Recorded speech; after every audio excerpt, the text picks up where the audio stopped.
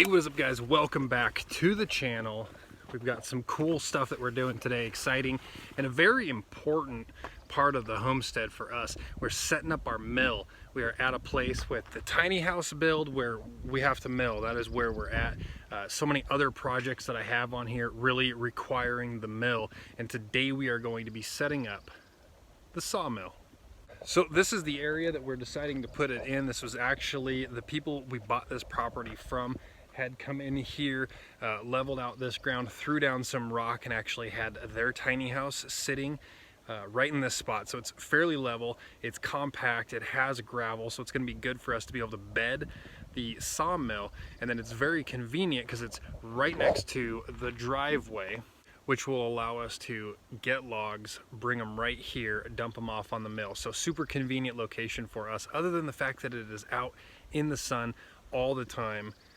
But we can maybe put a cover over it in the future if we decide that this is the place we're going to keep the sawmill. So to get ready for it, guys, I got to move my brush cutter. Deegan is going to come in here and he's going to cut all of the standing flowers that are in here. You can see that the property is turned into a field of flowers and yarrow everywhere. It's pretty cool. Then we've got to come over here to where the mill is existing currently. So you can see the mill is sitting on the trailer. This is the trailer that we hauled it in on, and it has sat here ever since. So we're gonna have to move the head, which is the saw, the whole mechanical mechanism that cuts all of the wood, to get to the track, get that track picked up and put back over there. Now that is just a 10-foot section of track, and I have an extension so that we can actually get all the way out to 16 feet. The extension we have to put together because we ordered it and haven't used it, and it took a while to get here. So in today's video, you guys are going to see us put the track together, bed the track, get the sawmill up, running, ready to go, and maybe if we get it done fast enough, we'll go cut some trees and start milling.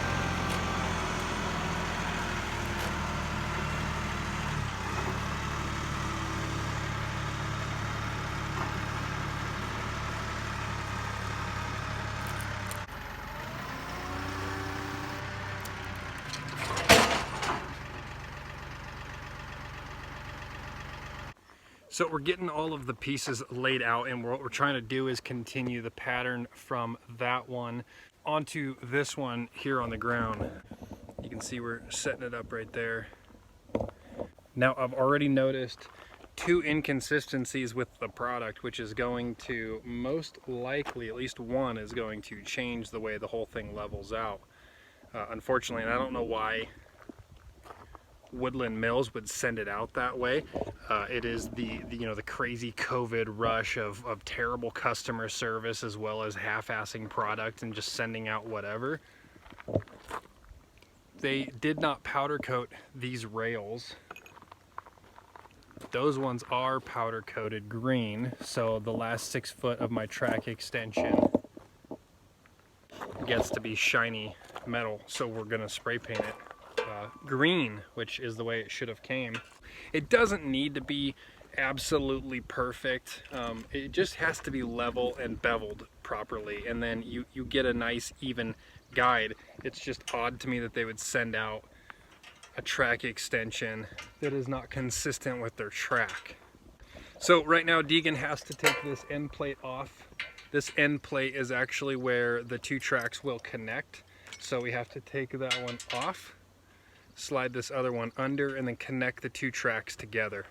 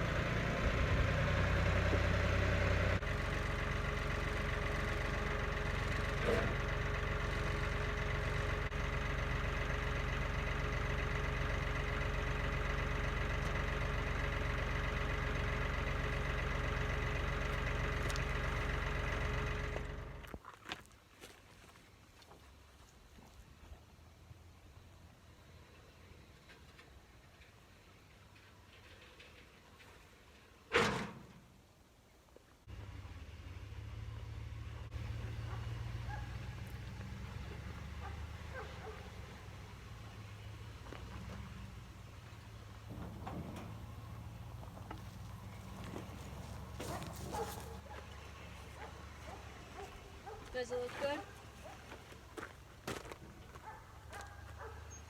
Yeah, it's got a weird bump in it going over there.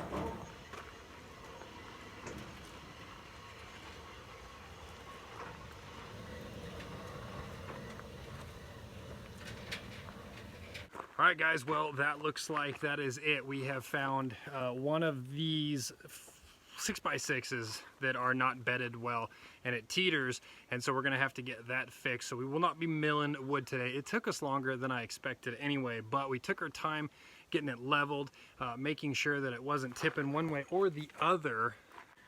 I also discovered a broken part actually on the mill, so we are going to have to replace a part. And I don't know how easy the part is going to be to find. Otherwise, we're going to have to figure out a way to connect our, it's basically the shut-off valve that shuts off the water coming down. One of the little nipples broke off, and so we're going to have to try and find a replacement part for that. If that's not easy to do, we'll connect the two pieces of tube, and what we might have to do is just allow our water to just run out every time versus having an actual off switch, which is a pain in the butt, but it doesn't stop us completely from doing it. Otherwise, some sort of a makeshift on-off switch for the mill. That is it for us today, guys. Thank you so much for watching. Hit that subscribe button, follow along, and you will see us mill our entire tiny house siding here in the next little bit. That is what we are doing, non-stop milling until that project is finished. Thank you for watching, and we will catch you on the next one.